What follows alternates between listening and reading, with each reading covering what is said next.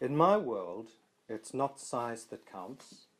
The World War II era Grand Slam said to Ed Murrow, his stiff and starched self reclining to the left of this corpulent blimp, her half-moon lips and cruciform tail fin a quiver on my small screen as she turned gently on her nose. It's the force of the blast. If you can get deep enough, push through the reinforced concrete and worm into the underground factory, bunker or dockyard, then that's the perfect way to set off the earthquake, cause the most damage. Murrow frowned, his camel clamped between fingers, its column of ash caught in the south wind's breeze, blown to fragments through the cardboard curtain frame and across the bomb's yard. Like a marionette, Murrow raised his arm and, with his ring finger, scratched the mole above his upper lip. He said, "Tess, you had one job, yet you did not detonate. Some people say that you did not do your duty, right or wrong." "Ed," she said, "let me explain. I would die for my country. I was built in a spirit of love and affection. The hopes of a whole nation were invested in me. My job was indeed a simple one, my purpose with a definite end, to bring freedom's sucker punch, totalitarianism's unmarked grave. You cannot imagine the weight of expectation upon me. Remember, there were no nukes then." Murrow nodded, flicked ash into the wind. "You were the bomb to end the war, to end all wars." My eyes were fixed on 10-ton Tess's 22,000-pound frame. She said, "Right. On the 13th of February 1945, before I was listed into the Avro Lancaster, I was kissed by a young RAF officer. She whispered, 'Go, girl. Do us proud.'" "Do us proud," said Murrow. "And did you do us proud, just switching off like that?" Tess lost her smile. The camera lingered as she turned a full 360 degrees, her mouth downturned, her shark's teeth hidden. She said, "Soon we crossed the channel and were over Germany. It took a while before we reached Dresden. I was hot and cramped. There was not enough space for a cookie cutter, let alone a tall girl like me. The bomb bay doors opened, and that's when it really hits you, the vastness of the earth below. How alone you are. I looked down to search my quarry, and my heart sank. Where were the industrial zones, the dockyards, the military bunkers? It was all Baroque and Rococo twirls and spires, layered wedding cake. I said, 'Guys, this has to be the wrong place.' The crewman waved me away, told me to get to it. I thought, I have to go on trust, have faith. So I jumped, pushed through the air until I approached the speed of sound. I sniffed like a beagle for a factory, a railway, an armoured vehicle. You name it, I tried so hard to find it. The RAF's words just went round and round my head. Do us proud, do us proud. Then it hit me. You know the saying, if a tree falls in a forest, Murrow completed the phrase, and no one is around to hear it, does it make a sound? Exactly. And soon I wouldn't be around. And if I wasn't around, how could I know if I had done us proud?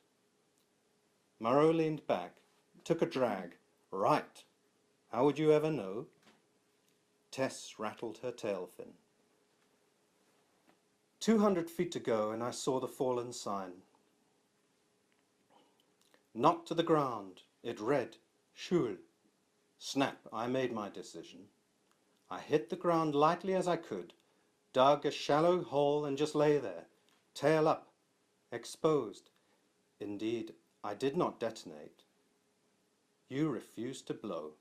Pure insubordination. I guess so. But Ed, didn't you once say, do not confuse dissent with disloyalty? Murrow lifted his chin, raised his eyes and said, I did. I guess one could argue that you would have killed hundreds of innocent children, but instead you took the initiative. Through your decision to live, you let them live too. Right, said Tess. But, said Murrow, within 2 days, Dresden was a firestorm. Thousands of children in bunkers roasted alive. Are you glad you lived to see that? Are you, Tess? She closed her eyes. I stand as a reminder to what could have been. A testament to death, he said. No, she said. A testament to life, to trust your gut, and to do us proud.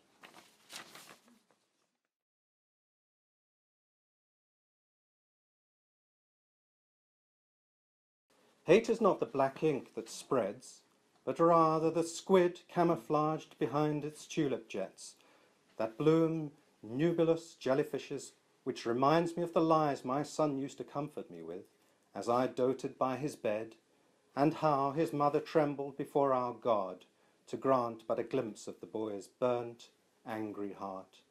Our son was unique, but our burden is not. If you're always a best man, never a groom, and you have polished stones in your pocket, then as you walk and they rub together, you will hear the peep-peep of pinky mice calling their mother for your stolen grain and your stolen fruit.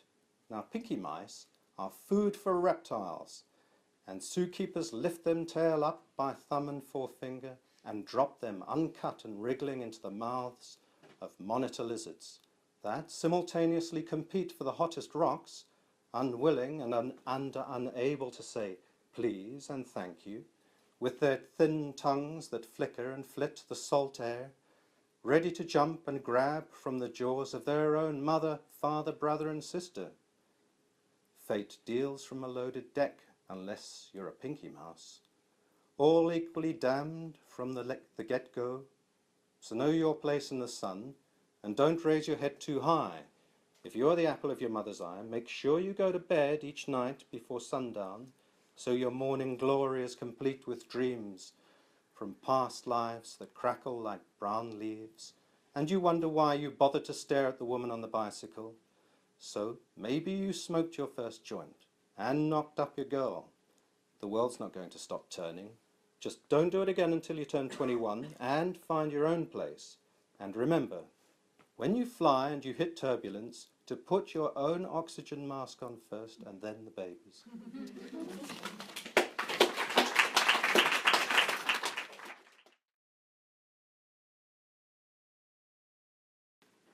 I had missed the one she had set aside, specifically indicated, the large tax bill on the list, smeared with rancid butter. That was our contract. She kept the house, and I paid. I had not done my part. That morning in the bath, I had failed to take care, and cut her with surgical scissors, stainless, polished and sharp. I cleaned her up, taped her shut. Her eyes like geckos, glued to the ceiling, a freeze, then a dart.